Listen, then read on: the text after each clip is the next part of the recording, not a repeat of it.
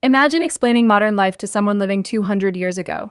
You carry a device in your pocket that can instantly connect you to almost anyone on Earth. Friends, family, strangers, entire communities. You can send messages across continents in seconds, share photos instantly, join conversations happening on the other side of the world, access more information than entire civilizations possessed. From the outside, it sounds like humanity solved loneliness. Distance no longer matters. Communication is effortless. Connection is everywhere. And yet something strange happened. The more connected we became technologically, the more disconnected many people began to feel emotionally. Loneliness is rising across much of the developed world, particularly among younger generations. At the exact moment we became more connected than any humans before us. That seems impossible. How can people surrounded by messages, notifications, comments, likes, and followers feel lonely? Shouldn't all that connection solve the problem? Researchers have been asking that question for years, and the answers they're finding are becoming increasingly surprising. Because loneliness may not be caused by a lack of communication, it may be caused by a lack of something much deeper. Human beings don't simply need information. We need belonging, meaning, presence, connection. To understand what happened, we need to understand how modern technology works. Most platforms aren't selling products. They're competing for attention. Attention has become one of the most valuable resources on Earth because attention eventually becomes influence, and influence eventually becomes money.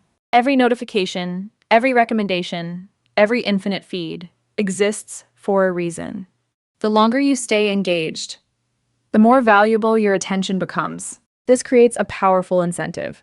Technology doesn't merely connect people, it competes for their focus. For most of human history, attention was directed toward reality, toward people physically present, toward nature, toward immediate surroundings. Today, attention increasingly flows somewhere else, into screens, feeds, algorithms, notifications. The result is subtle. You can be surrounded by information, yet disconnected from experience. Connected digitally, disconnected physically, connected socially, disconnected emotionally. This is where the loneliness paradox begins. Communication increased, but meaningful connection didn't always increase with it. A text message isn't the same as presence. A notification isn't the same as friendship. A follower isn't the same as belonging. Human relationships evolved over thousands of generations. Face-to-face conversations, shared experiences, physical environments. Our brains learn to interpret countless signals: tone of voice, facial expressions, body language, silence. Digital communication removes many of those signals. The information remains, the experience changes. That's not necessarily bad. Technology provides incredible benefits, but it also creates trade-offs. And one trade-off may be that communication becomes easier while connection becomes harder. People can spend hours interacting online, yet still feel unseen, still feel isolated, still feel alone. Which raises another question. If social interaction alone doesn't solve loneliness, what does? A fascinating study from Norway offered an unexpected clue.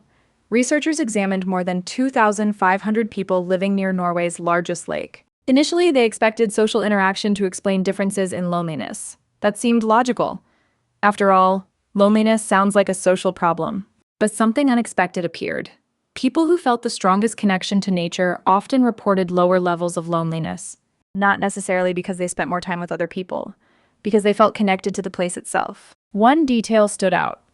The effect was often strongest among people spending time alone near water, walking quietly, sitting near a shoreline, observing the environment, simply being present. Performance didn't seem to matter. Productivity didn't seem to matter. Attention did. Researchers suggested that solitude creates mental space, space to notice, space to observe, space to reconnect. Perhaps loneliness isn't only about being separated from people. Perhaps it's also about being separated from reality itself. Separated from nature, separated from presence, separated from stillness, separated from ourselves. Modern life constantly pulls attention outward. The next notification, the next update, the next distraction. Nature does the opposite. It gently pulls attention back to the moment, back to the environment, back to reality. That may explain why so many people report feeling calmer outdoors. Not because nature solves every problem, because it reduces some of the noise. And perhaps that's what many of us are missing. Not more information, not more entertainment, not more notifications. More presence, more awareness, more connection with the world directly in front of us. The irony is almost unbelievable. Humanity built technologies capable of connecting billions of people. Yet many people are rediscovering connection through silence.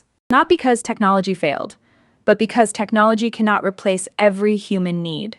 Some experiences still require reality. The most connected generation in human history may also become the generation that rediscovers something surprisingly ancient. That feeling of belonging doesn't always begin with another person. Sometimes it begins with a place, and sometimes the path out of loneliness starts by paying attention to the world around you.